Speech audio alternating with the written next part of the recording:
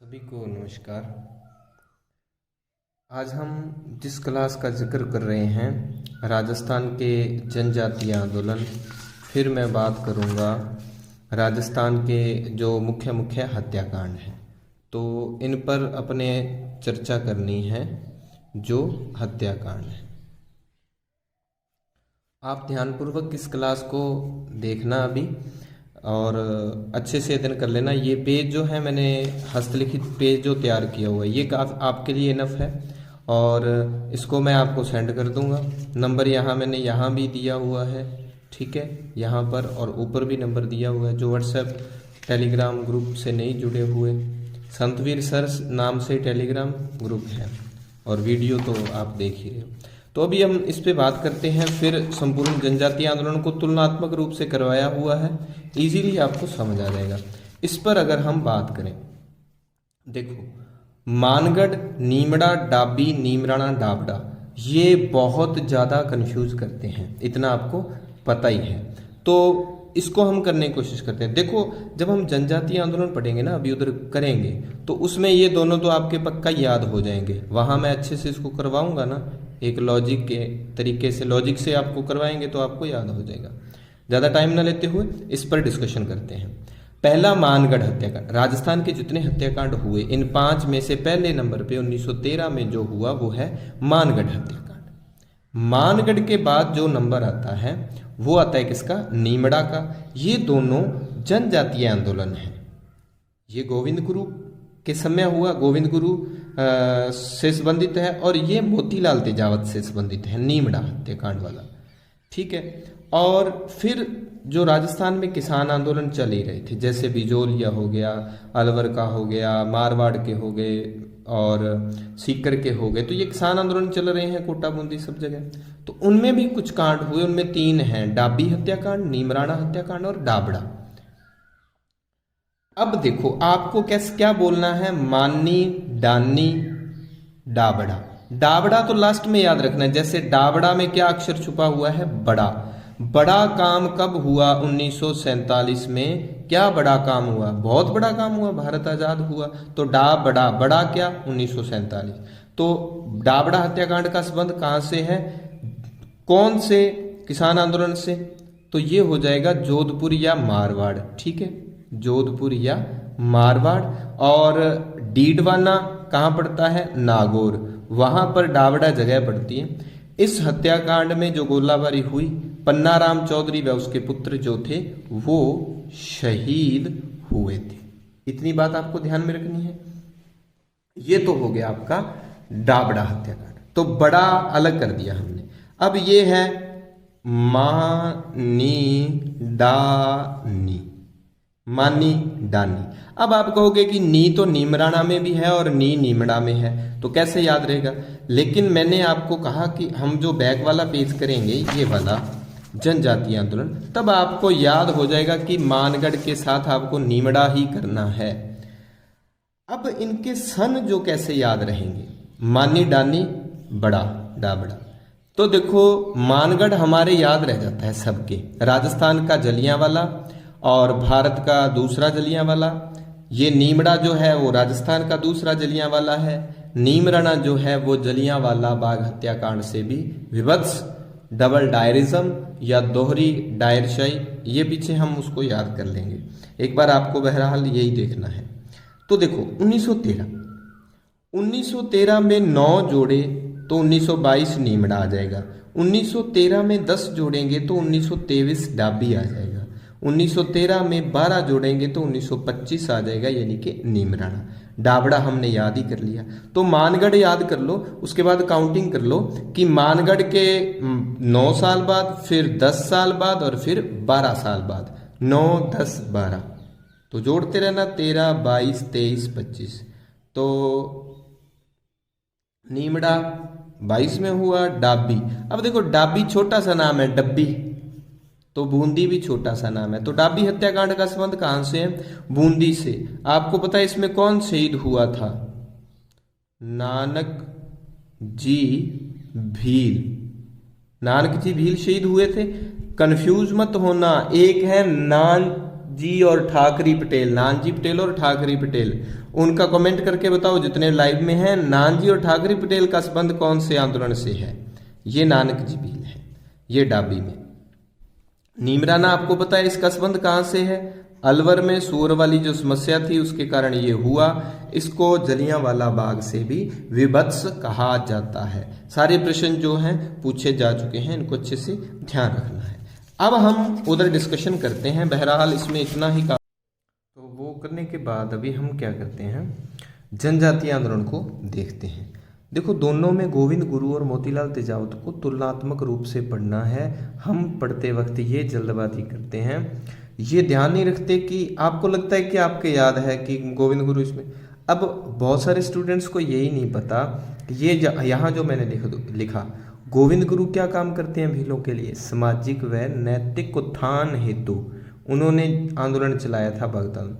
मतलब गोविंद गुरु भीलों में सामाजिक व नैतिक उत्थान का काम करते हैं और मोतीलाल तेजावत उनको राजनीतिक रूप से जागृत करते हैं। ये इनमें फर्क है, ये इनमें अंतर है। अब बात आती है इनके क्षेत्र की। गोविंद गुरु का जो क्षेत्र है आंदोलन कहाँ कहाँ? डूंगरपुर, बांसवाड़ा, राजस्थान की दो मुख्य जगह। हालांकि संत सभा की स्थापना वो सिरोही में करते हैं। डूंगरपुर, बांसवाड़ा। सून थिएटर ये गुजरात की जगह पड़ती है। तो गुजरात वाला क्षेत्र डूंगरपुर, बांसवाड़ा ये गोविंद गुरु के मुख्य क्षेत्र थे, मुख्य। और मोतीलाल तेजावत के मुख्य क्षेत्र जो थे उदयपुर और सिरोही, ये दो क्षेत्र उनके रहते हैं। पहले वो झाड़ोल से काम स्टार्ट करेंगे, झाड़ोल में जन्म होता है, फिर वो भोमट क्षेत्र में और उसके बाद सिरोही, यही उनका काम रहता है। अब इनमें देखो फर्क, ये मैंने बता दिया, ये सामाजिक नैतिक उत्थान का काम करते हैं, ये राजनीतिक जागृति। ये संत सभा की स्थापना करेंगे, ये वनवासी संघ बनाएंगे।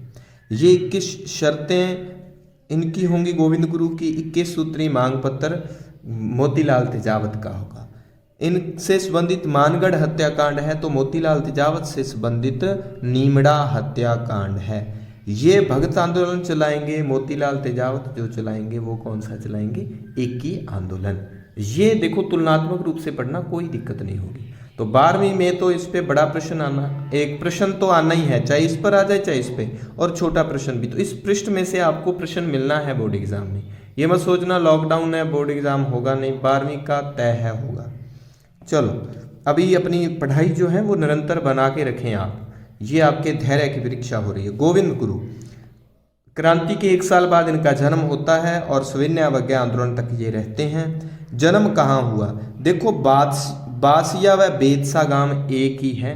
ऑथेंटिक बुक है, राजस्थान हिंदी ग्रंथ अकादमी के आंकड़े मैंने सारे यहाँ लिखे हुए हैं। कोई भी गाइड या इधर उधर का आंकड़ा नहीं है। आप इसके आधार पर अगर प्रश्न आता है एग्जाम में उस पर रिट लगा सकते हो, मैं इसका आधार दूंगा आपको। तो बासिया या बेदसा गांव एक ही चीज़ है, वहाँ पर इनका जन्म होता है। तो जाति कौन सी थी? बंजारा। देखो ये पूछा गया प्रश्न आपके ना रीट में। और मोतीलाल तेजावत की जाति आप कमेंट करके बताएं कि इनकी जाति क्या थी। तो इसकी जाति बंजारा थी। और इनके शिष्य जो थे, जो देखो मानगढ़ के बाद इनको जब गिरफ्तार किया जाएगा तो इनके शिष्य जो होंगे पूंजा भील या पूंज भील, उसको पूंजिया भी कहते हैं, वो इनके मुख्य शिष्य हैं। इनके गुरु कौन हैं? साधु राजगिरी, जो कि कोटा बूंदी अखाड़े से संबंधित थे, साधु राजगिरी। अब यही सारी चीजें इधर। मोतीलाल तेजावत अपना गुरु किसको मानते थे? मोहनदास करमचंद गांधी को, महात्मा गांधी को। इनका जन्म डूंगरपुर में होता है, मोतीलाल तेजावत का जन्म उदयपुर में होता है। मैंने कहा था उदयपुर इनका क्षेत्र था। तो उदयपुर में कौन सी जगह पड़ेगी? झाड़ोल, इसका कोलियारी गांव है। जाति आप कमेंट करके बताएं, मैं लास्ट में बताऊंगा क्लास के। और दूसरी बात, इनके गुरु ये थे और ये अपना गुरु मानते थे मोहनदास करमचंद गांधी को। देखो अब बात, गोविंद गुरु किससे प्रभावित होकर आंदोलन चलाते हैं? तो गोविंद गुरु जो प्रभावित थे वो किससे थे? दयानंद सरस्वती से। गोविंद गुरु किससे प्रभावित थे? दयानंद सरस्वती से। 1881 में उदयपुर में सर्वप्रथम गोविंद गुरु दयानंद सरस्वती से मिले थे। और आपको पता है दयानंद सरस्वती ने उदयपुर में ही किसी ग्रंथ की रचना की थी, वो भी आप कमेंट करके बताएंगे, क्या वो सत्यार्थ प्रकाश था या क्या। और दयानंद सरस्वती की मृत्यु कहाँ हुई ये भी बताएंगे आप। वो राजस्थान में पहले धौलपुर करौली उधर आते हैं, फिर उदयपुर, फिर जोधपुर, फिर अजमेर, ऐसे करके उनका देहावसान हो जाता है। ठीक जैसे ये दयानंद सरस्वती से प्रभावित थे, मोतीलाल तेजावत किससे प्रभावित थे, महात्मा गांधी से प्रभावित थे, इसीलिए वो उसको अपना गुरु मानते थे। ये बात हो गई ये सामाजिक और नैतिक उत्थान, ये राजनीतिक उत्थान मोतीलाल तेजावत। ये बाद के हैं, बहुत बाद के हैं। इनका काम कब शुरू होता है, 1921 से। इनका तो तब तक समाप्ति हो जाएगा, 1913 हत्याकांड ही हो गया। अब हम इसको पढ़ते हैं, इसको बाद में पढ़ते हैं। चलो जी, 1883 में ये क्या करेंगे, संत सभा की स्थापना कर देंगे। ध्यान रखना अच्छे से, सिरोही में, क्योंकि डूंगरपुर बांसवाड़ा में हम इनकी गतिविधियों को पढ़ते हैं, लेकिन संत सभा कहाँ बनेगी, उनमें एकता स्थापित करने के समूह के दृष्टिकोण से संत सभा की स्थापना 1883 में सिरोही में गोविंद गुरु करते हैं। बहुत बार पूछा गया है। बुराइयों व कुरीतियों को उनमें खत्म करने के लिए ये भगत आंदोलन चलाएंगे। वह मेवाड़ व बागड़ क्षेत्र में इन्होंने स्वदेशी आंदोलन भी चलाया था, क्योंकि जो संत सभा थी इनकी, उसके 10 नियम हुआ करते थे, जिनमें स्वदेशी भी था। स्वदेशी को अपनाना, मद्यपान नहीं करना, शराब, इनका सबका निषेध करना, ये सारी बातें थी। 1903 में इसका प्रथम अधिवेशन मानगढ़ में होता है। चलो नॉर्मल बात है। अब आती है 8 से 1908 में गोविंद गुरु जो हैं अपने इस क्षेत्र को छोड़कर, बासिया व बेतसा गांव को छोड़कर सूंथ व ईडर यानी कि गुजरात चले जाते हैं। राजस्थान के दक्षिण में पड़ता है ये इलाका। 2 साल वहाँ रहते हैं, खेती करते हैं। फिर क्या करेंगे, ये 1910 में वापस आ जाएंगे, ठीक है। और जब आने से पहले ये क्या करें, 1911 में वापस आते हैं। 10 में क्या करते हैं, 21 शर्तें रखेंगे किसके सामने, ईडर का जो जागीरदार वो मान लेता है। भीलों और जागीरदारों के मध्य 1910 में एक समझौता होता है। ठीक वैसे ही 21 सूत्री मांग पत्र मेवाड़ के महाराणा को किसने दिया था, मोतीलाल तेजावत ने दिया था, और उसको कहते हैं मेवाड़ पुकार। 21 शर्तें हो गई। इससे ज्यादा ये इंपॉर्टेंट है, मैं बता देता हूँ, ये इंपॉर्टेंट नहीं। यही प्रश्न में आता है कि मेवाड़ पुकार किसने लिखी, मोतीलाल तेजावत ने। मेवाड़ का गांधी इनको कहते हैं। अब बात आती है 1910 के बाद 1911 में ये बेरसा गांव वापस आ जाते हैं। जहां से गए थे वहीं लौट के आ गए, और वहां पर अपनी धूनी स्थापित करते हैं और अपना निशान, इनका निशान जो था वो क्या था, श्वेत ध्वजा, अपना निशान स्थापित करते हैं। और जगह जगह पर ये क्या, अपने भक्तों को, कोतवालों को इन्होंने पहले नियुक्ति कर रखी थी इनकी, और ये उनकी रक्षा करते थे। और अंग्रेजों को ये लगता है कि ये सामाजिक और नैतिक उत्थान का काम इनका क्या है, बहुत ही खतरनाक साबित हो सकता है। वहाँ के राजा को भी ये लोग जागरूक हो गए, तो लोग, अब इन्होंने देखो शराब पीनी बंद कर दी जब, सामाजिक नैतिक उत्थान, तो उस क्षेत्र में अंग्रेजों को काफ़ी नुकसान हुआ, उनकी शराब बिकनी बंद हो गई। तो अंग्रेजों ने सोचा इस पर लगाम लगानी पड़ेगी। मानगढ़ बांसवाड़ा में जगह पड़ती, 17 नवंबर 1913 की बात है। हालांकि इससे 10 नवंबर तक अंग्रेजों ने वहां अपनी सेना भेज दी थी। मेवाड़ भील कोर की 2 टुकड़ियां, 104 वेलेजली राइफल्स और 7वीं राजपूत रेजिमेंट, ये क्या थे, वहां पर नियुक्त कर दी देती है अंग्रेजों के द्वारा। ये मेवाड़ भील कोर वही है जो 1837 में स्थापित हुई थी और 1841 में इसको स्वीकृति दी गई थी। तो ये लोग आते हैं और 17 नवंबर 1913 को हत्याकांडों में हमने सबसे पहला मानगढ़ हत्याकांड ही पढ़ा। 17 नवंबर 11वां महीना था, 17 तारीख थी 1913 में। उस दिन 1500 भील मारे गए और उसको कहते हैं राजस्थान का प्रथम व भारत का दूसरा जलियांवाला बाग हत्याकांड। मानगढ़ हत्याकांड हो गया। मैंने नोट लगा के लिखा है जो कन्फ्यूजन करता है। एक शब्द है नींबू, दूसरा है चना, एक ही है, 2 नहीं है। नींबू चना कहाँ पड़ता है, अलवर में। नींबू चना हत्याकांड हुआ था जी 14 मई 1925 को। इसको जलियांवाला बाग हत्याकांड से भी विवत्स कहा था महात्मा गांधी ने, और इसी को कहा था दोहरी डायर शाही, यानी कि डबल डायरिज्म। भाई वहां पर डायर ने गोलियां चलाई थी, ये वैसा ही तो उसको जलियांवाला हत्याकांड से भी विभत्स बताया महात्मा गांधी ने। किसको? नींबू चढ़ा को। कब हुआ था नींबू चढ़ा? 2/5 को, 14/5/25 नींबू चढ़ा, 14/5/25, 14 मई 1925 को हुआ था। अब ये है कि गोविंद गुरु ने अपना अंतिम समय क्या गुजरात, अंतिम समय में कहाँ रहे? ये गुजरात के कंबाई या कंबोई में, वहाँ पर बिताते हैं अपना अंतिम समय। ठीक है, ये तो नोट, ये पेज प्राप्त करने के लिए मेरे नंबर दिए हुए हैं। मीणा आंदोलन के बारे में बाद में डिस्कशन करते हैं हम। अभी बात करते हैं मोतीलाल तेजावत। देखिए मोतीलाल तेजावत की पहली बात, इनको मेवाड़ का गांधी कहा जाता है। आप मुझे कमेंट करके बताएं कि वागड़ का गांधी कौन है। मोतीलाल तेजावत का जन्म कोलियारी गांव में, अभी हमने पढ़ा, झाड़ोल उदयपुर में होता है। जाति आपने बता दी कईयों ने कमेंट करके, और नहीं बताई तो मैं बता देता हूं। जाति इनकी क्या थी? ओसवाल जैन। जाति क्या थी? ओसवाल बनिया, ये इनकी जाति थी। इनकी जैसे बंजारा थी, और ये अपना गुरु गांधी जी को मानते थे। उनसे प्रभावित होकर ये क्या करते हैं, 1921 में ये जागृत होते हैं। और 1921 में भारत में क्या चल रहा था? 1921 में भारत में चल रहा था असहयोग आंदोलन। और ये भीलों को कहते हैं अब आपको कर नहीं देना, कर देना बंद कर दो, असहयोग आंदोलन हम यहाँ पर चलाएंगे। इधर ये असहयोग, जिसे इन्होंने स्वदेशी आंदोलन चलाया था, भगत आंदोलन और स्वदेशी आंदोलन, इन्होंने असहयोग आंदोलन चलाया भीलों के लिए। ये बात, भीलों में राजनीतिक जागरण का प्रतीक माना जाता है एक ही आंदोलन को। इसको भौमट आंदोलन भी कहते हैं, मातृकुंडिया भी कहते हैं। क्यों?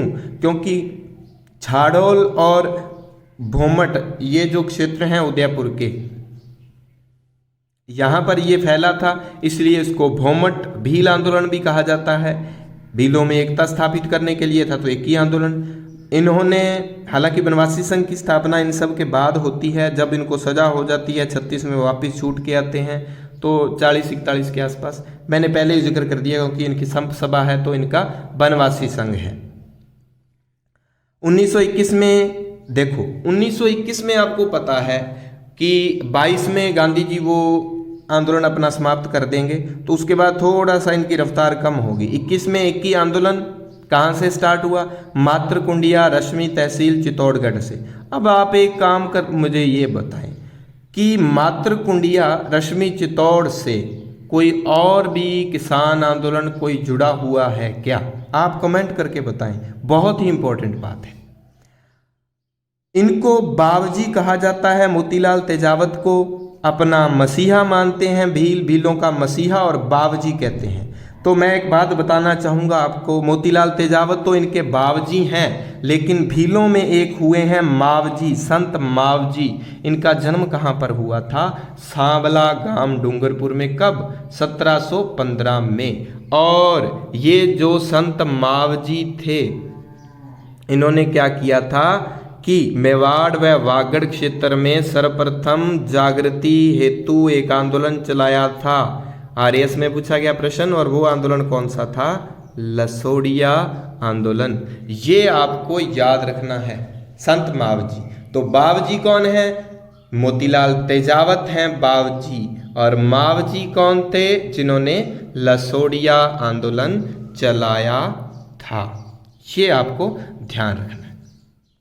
अब बात आ गई तेजावत के आदिवासी आंदोलन का दूसरा महत्वपूर्ण केंद्र कौन सा रहेगा? सिरोही। पहला कौन सा था? उदयपुर में जो पड़ती है तहसील झाड़ोल।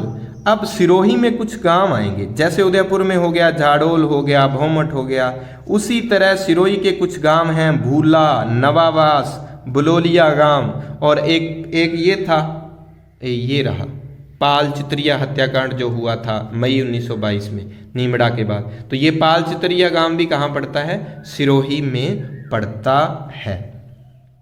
तो भूला, नवावास, बलोलिया गांव ये मोतीलाल तेजावत के आंदोलन से संबंधित गांव थे। कोई भूल गया, कोई नया था, और ये बलोलिया। अब आता है जैसे इनका था आंदोलन हत्याकांड मानगढ़, और इनका कौन सा है? नीमड़ा। कब होता है नीमड़ा? नीमड़ा 1922 में 22 नीमड़ा खड़ा बैठा है। 7 मार्च 7-3-22 7-3-2-2 को नीमड़ा। दोनों जनजातीय आंदोलन से संबंधित हैं, मानगढ़ और नीमड़ा। तो मानी, उसके बाद डानी यानी कि डाबी और नींबूचड़ा। तो राजस्थान का द्वितीय जलियांवाला बाग हत्याकांड कहते हैं, ठीक है। और इसमें क्या था, अंग्रेजों ने गोलाबारी की और कहते हैं लगभग कितने लोग इसमें शहीद हुए, 1200 भील इसमें क्या है, मारे जाते हैं। अब दूसरी बात, इनका दूसरा जो आदिवासी आंदोलन का मुख्य केंद्र सिरोही था, और सिरोही में ज़्यादा भील भी थे, और दूसरी जाति कौन सी थी, गरासिया। भीलों और गरासियों दोनों के लिए इन्होंने काम किया। जिस तरह उदयपुर में भीलों के लिए, उसी तरह सिरोही में गरासियों के लिए ये काम करते हैं। 1929 में अब ईडर पुलिस क्या करती है कि इनकी गिरफ्तारी के लिए, कि इनको किसी ने गिरफ्तार कर लिया तो 1000 इनाम, और कोई सूचना देगा तो 500 रुपये इनाम। उस समय 500 बहुत थे। और ईडर पुलिस ने इस तरह से खेड़ ब्रह्मा के पास इनको गिरफ्तार किया, ठीक है। बाद में इनको सजा दे दी गई और इनको कहा कि आपको किसी भी तरह सरकार के खिलाफ कोई भी काम नहीं करना। तो ये गांधी जी को अपना गुरु मानते थे और आदर्श मानते थे, उनकी बात मानते थे। तब गांधी जी ने अपने सहयोगी मणिलाल कोठारी को भेजा, उन्होंने इनको समझाया। तो मणिलाल कोठारी के कारण राज्य और तेजावत के मध्य समझौता हो जाता है। 1936 में इनको रिहा कर दिया जाएगा। और उसके बाद ये वनवासी संघ की स्थापना करते हैं और सरकार के खिलाफ किसी भी तरह की ऐसी गतिविधि में भाग नहीं लेते।